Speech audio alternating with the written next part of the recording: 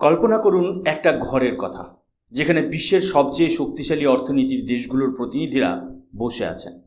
সবার হাতে দামি পেন আর টেবিলের উপর রাখা কয়েকটা সাদা কাগজ।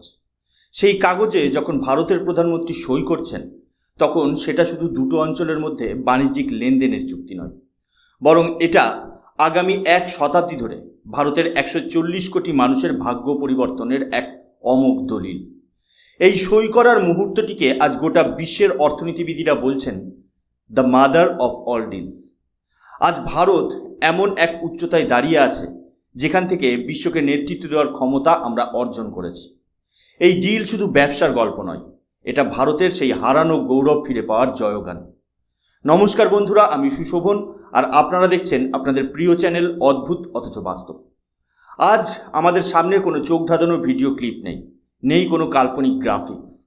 আজ আমাদের কাছে আছে শুধুই কঠোর তথ্য এবং গভীর জিওপলিটিক্যাল অ্যানালিসিস। আজ আমি আপনাদের সামনে বিশ্লেষণ করব প্রধানমন্ত্রী নরেন্দ্র মোদীর সেই ঐতিহাসিক ভাষণকে, যা তিনি ভারত ও ইউরোপীয় ইউনিয়নের মধ্যে দীর্ঘ প্রতীক্ষিত ফ্রি ট্রেড এগ্রিমেন্ট স্বাক্ষরিত হওয়ার পর জাতির উদ্দেশ্যে দিয়েছেন।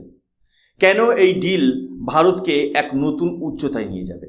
কেন ইউরোপ আজ ভারতের দরজায় কড়া নাড়ছে? এইসব প্রশ্নের উত্তর খুঁজব আমরা আজকের এই বিশেষ এপিসোডে। আপনারা ভিডিওটি শেষ পর্যন্ত মনোযোগ দিয়ে শুনবেন, কারণ আজ আমরা ভারতের সেই শক্তিশালী হয়ে ওঠার চিত্রনাট্য নিয়ে আলোচনা করব, যা আগে কখনো কেউ এই গভীরতার বিশ্লেষণ করেনি। ঘটনাটা শুরু হচ্ছে গোয়ার সমুদ্র সৈকতে আয়োজিত ইন্ডিয়া এনার্জি উইক থেকে। ওপর দেখলে মনে হতে পারে এটা বুঝি শুধুই একটা এনার্জি সেক্টরের সম্মেলন, কিন্তু গভীরে গেলে বোঝা যায় এটা ছিল আসলে একটা গ্লোবাল পাওয়ার প্লের বিশাল মঞ্চ। বিশ্বের 150টি দেশের প্রতিনিধি, প্রভাবশালী মন্ত্রী, রাষ্ট্রদূত এবং বিশ্বের বৃহত্তম কোম্পানিগুলোর সিইওরা এখানে হাজির হয়েছিলেন। আর সেই মঞ্চ থেকেই প্রধানমন্ত্রী মোদী বিশ্বকে এক কড়া বার্তা দিলেন। তিনি বললেন, ভারত আর শুধু এনার্জি সিকিউরিটি বা জ্বালানি নিরাপত্তার কথা ভাবছে না। ভারত এখন এক ধাপ এগিয়ে এনার্জি ইন্ডিপেন্ডেন্স বা জ্বালানি স্বাধীনতার দিকে এগোচ্ছে। এই শব্দ দুটোর মধ্যে পার্থক্য খুব সূক্ষ্ম কিন্তু গভীর। জ্বালানি নিরাপত্তা মানে হলো আমার কাছে তেল বা গ্যাস আছে কিনা তা নিশ্চিত করা, আর জ্বালানি স্বাধীনতা মানে হলো এই জ্বালানির জন্য আমাকে অন্য কারোর দয়ার উপর নির্ভর করতে হবে না। এই বিষয়টা একটা সহজ উদাহরণের মাধ্যমে বোঝা যাক। ধরুন আপনার বাড়িতে প্রতি 15 দিনে একটি করে রান্নার জন্য গ্যাসের সিলিন্ডার আসে। আপনি সবসময় দুশ্চিন্তায় থাকেন যে ডেলিভারি ঠিক সময়ে হবে কিনা, বা দাম বেড়ে যাবে না তো। এটা হলো আপনার নিরাপত্তা নিয়ে চিন্তা।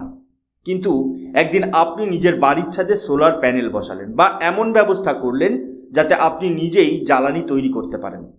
তখন আপনার মনের মধ্যে যে স্বস্তি বা আত্মসম্মান তৈরি হবে সেটাই হলো স্বাধীনতা। ভারত আজ সেই পথেই হাঁটছে।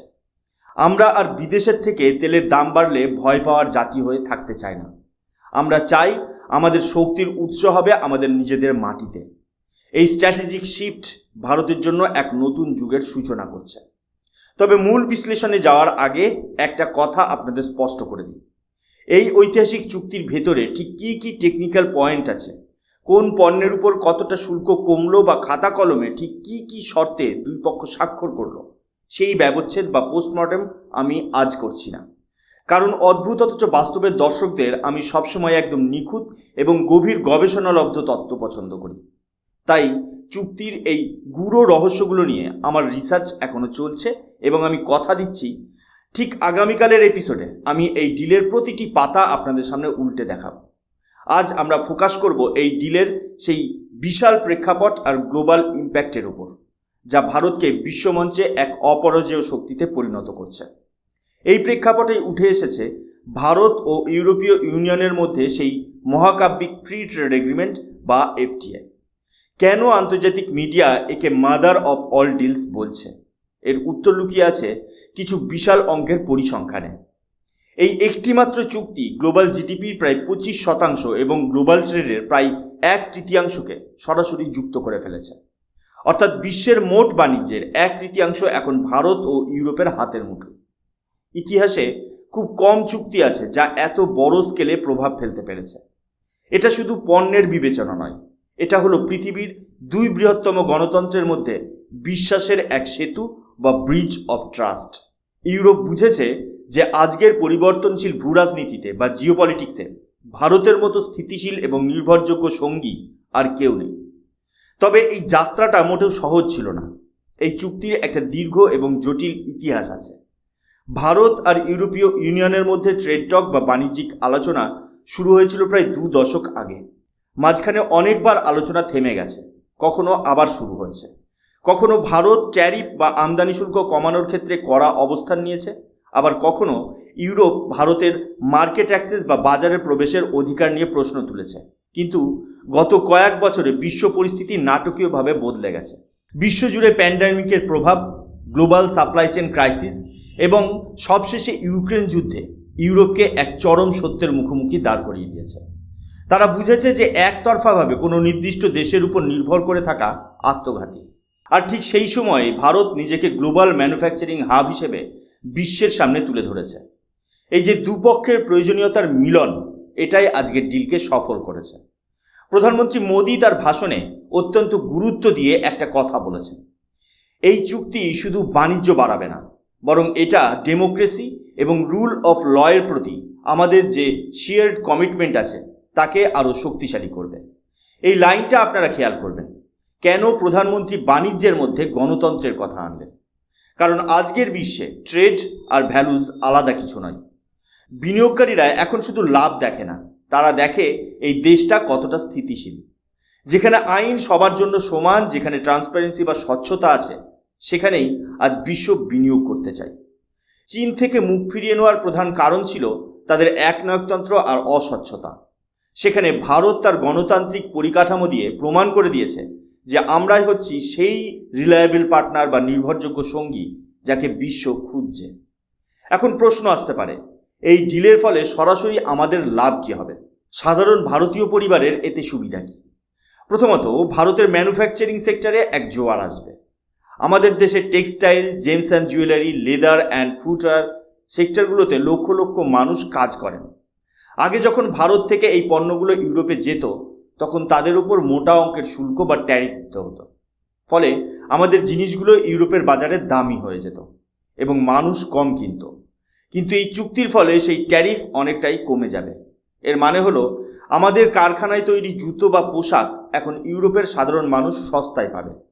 আর যখনই চাহিদা বা ডিম্যান্ড বাড়বে, তখনই আমাদের দেশের প্রোডাকশন বাড়বে। আর উৎপাদন বাড়া মানেই হলো আরও বেশি জবস বা কর্মসংস্থান। এটা কোনো কিতাবি থিওরি নয়, এটা সরাসরি সাধারণ মানুষের আয়ের সঙ্গে যুক্ত একটা বাস্তব প্রক্রিয়া। এবার নজর দেওয়া যাক জ্বালানি বা এনার্জি সেক্টরের ওপর। প্রধানমন্ত্রী মোদি এই জায়গায় সবচেয়ে বেশি জোর দিয়েছেন। তিনি ঘোষণা করেছেন যে ভারতের এই সেক্টরে আগামী কয়েক বছরে $500 বিলিয়ন ইনভেস্টমেন্ট অপরচুনিটি বা বিনিয়োগের সুযোগ রয়েছে। $500 বিলিয়ন। অঙ্কটা কল্পনা করতে পারছেন? এর মানে হলো ভারত জুড়ে গড়ে উঠবে হাজার হাজার কিলোমিটার লম্বা পাইপলাইন, বিশাল বিশাল রিফাইনারি, আধুনিক সমুদ্রবন্দর বা পোর্ট এবং শিপ বিল্ডিং ইয়ার্ড। মোদিজি ভারতকে আজ একটা বিশাল কনস্ট্রাকশন সাইট হিসেবে বর্ণনা করেছেন, যেখানে আগামী কয়েক দশক ধরে কাজ থামবে না। এই পরিকাঠামো উন্নয়ন শুধু বড় বড় শিল্পপতিদের পকেট ভরাবে না, বরং এটা ভারতের জিডিপিকে 2 অঙ্কের ঘরে নিয়ে যেতে সাহায্য করবে। আমরা যদি এক্সপ্লোরেশন বা খনিজ অনুসন্ধানের কথা ধরি, সেখানেও ভারত এক যুগান্তকারী পদক্ষেপ নিয়েছে। আগে ভারতের অনেক সমুদ্র এলাকা বা সি এরিয়া ছিল নো গো জোন, যেখানে পরিবেশ বা নিরাপত্তার খাতিরে কাজ করা নিষিদ্ধ ছিল। কিন্তু প্রযুক্তির উন্নতির সাথে সাথে সরকার সেই নিয়ম শিথিল করেছে। আন্দামান নিকোবর বেসিনকে এখন ভারতের ভবিষ্যতের হাইড্রোকার্বন হোপ হিসেবে দেখা হচ্ছে। প্রধানমন্ত্রী মোদি খুব আত্মবিশ্বাসের সাথে জানিয়েছেন যে এই দশকের শেষ নাগাদ ভারত অয়েল অ্যান্ড গ্যাস সেক্টরে $100 বিলিয়ন বিনিয়োগের লক্ষ্যমাত্রা নিয়েছে। এটা শুধু একটা ঘোষণা নয়, এটা হলো ভারতের লং টার্ম কমিটমেন্ট। আমরা আমাদের মাটির নিচে লুকিয়ে থাকা সম্পদকে কাজে লাগাতে বিদেশের উপর নির্ভরতা কমাতে বদ্ধপরিকর। ধরুন, আপনার বাড়ির বাগানের নিচে জলের বিশাল উৎস আছে, কিন্তু আপনার কাছে ড্রিল করার মেশিন নেই, বা আপনি জানেনই না ঠিক কোথায় খুঁড়তে হবে। ফলে আপনাকে পাশের বাড়ির থেকে জল কিনে খেতে হচ্ছে। ভারত আজ বলছে, আমরা জানি আমাদের নিচে সম্পদ আছে, আমরা এখন ড্রিল করার জন্য তৈরি এবং আমরা আমাদের গ্লোবাল পার্টনার্সদের আমন্ত্রণ জানাচ্ছি আমাদের সাথে যোগ দেওয়ার জন্য। এই স্বচ্ছতা এবং অংশীদারিত্বের মানসিকতায় আজ বিদেশি কোম্পানিগুলোকে ভারতের দিকে টেনে আনছে। রিফাইনিং ক্যাপাসিটির দিকে তাকালে দেখা যাবে ভারত আজ বিশ্বের দ্বিতীয় বৃহত্তম রিফাইনার। আমাদের বর্তমান ক্ষমতা প্রায় 260 MMTPA, কিন্তু আমরা এখানেই থেমে থাকতে চাই না। আমাদের লক্ষ্য হলো 300 MMTPA এর গণ্ডি ছাড়িয়ে যাওয়া। এর ভূরাজনৈতিক গুরুত্বটা বুঝুন। এর মানে হলো ভারত শুধু নিজের দেশের জন্য তেল পরিষ্কার করবে না, বরং অন্য দেশের থেকে অপরিশোধিত তেল এনে ভারতে রিফাইন করে আবার বিদেশে রপ্তানি করবে। ঠিক যেমন একটা রেস্তোরাঁ শুধু নিজের পরিবারের জন্য রান্না করে না, বরং সারা এলাকার লোকের জন্য রান্না করে সুনাম আর পয়সা দুটোই অর্জন করে। এর ফলে ভারতের গ্লোবাল স্ট্যাটাস বা সম্মান এক লাফে অনেকটা বেড়ে যাবে। আর একটা গুরুত্বপূর্ণ শব্দ যা আপনাদের মনে রাখা দরকার, তা হলো LNG বা লিকুইড ন্যাচারাল গ্যাস। আগামী দিনে ভারত তার মোট জ্বালানি চাহিদার 15% এই LNG থেকে মেটাতে চাইছে। এর জন্য দরকার বিশাল বিশাল জাহাজ এবং টার্মিনাল। প্রধানমন্ত্রী জানিয়েছেন শিপ বিল্ডিংয়ের জন্য ভারত সরকার 70,000 কোটি টাকার একটি বিশাল প্রোগ্রাম শুরু করেছে।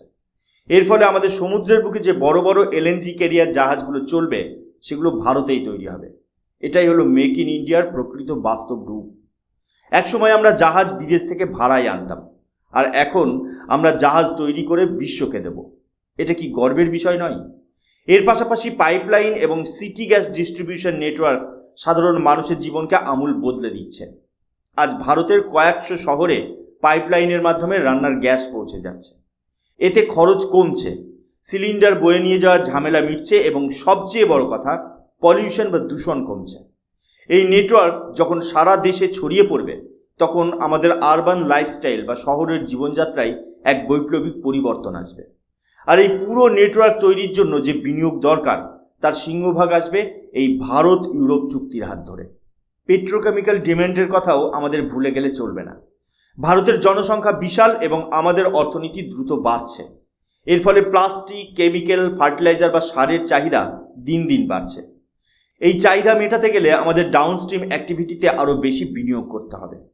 প্রধানমন্ত্রী বারবার একটা কথাই বলছেন, India is open, India is ready.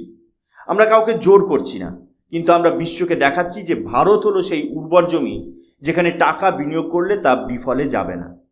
পুরো ভাষণের মধ্যে প্রধানমন্ত্রীর যে সুরটি আমার সবচেয়ে বেশি পছন্দ হয়েছে তা হলো একটি জাতীয়তাবাদী সুর। তবে এই জাতীয়তাবাদ মোটেও আক্রমণাত্মক বা অ্যাগ্রেসিভ নয়, বরং এটা হলো অ্যাসার্টিভ বা আত্মপ্রত্যয়ী। ভারত আজ আর কারোর দিকে করুণার চোখে তাকিয়ে নেই। আমরা আর পেছনের সারিতে বসে থাকা কোনো দেশ নই। ভারত আজ সেই হাই টেবিলে বসে আছে যেখানে বিশ্বের ভাগ্য নির্ধারিত হয়। এনার্জি সিকিউরিটি থেকে এনার্জি ইন্ডিপেন্ডেন্সের এই যাত্রা আসলে একটা আত্মবিশ্বাসের যাত্রা। এটা সেই ভারতের গল্প যে ভারত নিজের শর্তে বিশ্বায়ন বা গ্লোবালাইজেশনকে আপন করে নিতে জানে। সবশেষে প্রধানমন্ত্রী 4টি শক্তিশালী মন্ত্র দিয়েছেন: make in India, innovate in India, scale with India এবং ইনভেস্ট ইন ইন্ডিয়া। এই 4টি লাইন শুধু স্লোগান নয়, এগুলো হলো ভারতের ভবিষ্যতের রোডম্যাপ। ইউরোপের সাথে এই ট্রেড ডিল সেই রাস্তার সবচেয়ে বড় মাইলফলক বা মাইলস্টোন। আমাদের মনে রাখতে হবে যে এই চুক্তির প্রভাব আজ বা কাল সকালে দেখা যাবে না। এই প্রকৃত সুফল ভোগ করবে আমাদের পরবর্তী প্রজন্ম। আগামী 20-30 বছর পর যখন ইতিহাস লেখা হবে তখন হয়তো বলা হবে যে 2024-25 সালের এই সময়টাই ছিল ভারতের গ্লোবাল রাইজ বা প্রকৃত টার্নিং পয়েন্ট। বন্ধুরা, অদ্ভুত অথচ বাস্তবে আমরা সবসময় চেষ্টা করি খবরের পেছনের খবরটা আপনাদের সামনে তুলে ধরতে। প্রধানমন্ত্রীর এই ভাষণ এবং ভারত ইউরোপ ট্রেড ডিল আমাদের শেখায় যে যখন কঠোর পরিশ্রমের সাথে সঠিক দূরদর্শিতা বা ভিশন যুক্ত হয় তখন অসম্ভবকেও সম্ভব করা যায়। ভারত আজ তার নিজের শক্তির উপর দাঁড়িয়ে বিশ্বকে চ্যালেঞ্জ জানাচ্ছে। আমরা প্রস্তুত, আমরা সক্ষম এবং আমরা বিজয়ী হতে জানি। আজকের এই গভীর বিশ্লেষণ আপনাদের কেমন লাগলো তা কমেন্ট করে অবশ্যই জানাবেন। এই ভিডিওটি শেয়ার করুন যাতে প্রত্যেক ভারতীয় জানতে পারে যে আমাদের দেশ আজ কোন উচ্চতায় পৌঁছাচ্ছে। আপনি যদি চ্যানেলে নতুন হয়ে থাকেন তবে অদ্ভুত অথচ বাস্তবকে সাবস্ক্রাইব করতে ভুলবেন না, কারণ আমরা এখানে শুধু গল্পের খাতিরে গল্প বলি না, বরং গল্পের মোড়কে বাস্তবের সেই সত্যগুলোকে তুলে ধরি যা আপনার চিন্তাধারাকে বদলে দিতে পারে। আমি সুশোভন, আজকের মতো বিদায় নিচ্ছি। দেখা হবে জিওপলিটিক্যাল অ্যানালিসিসের আরও একটি নতুন এবং তথ্য সমৃদ্ধ এপিসোডে। ততক্ষণ ভালো থাকুন, সুস্থ থাকুন আর গর্বের সাথে বলুন জয় হিন্দ, বন্দে মাতরম, ভারত মাতা কি জয়।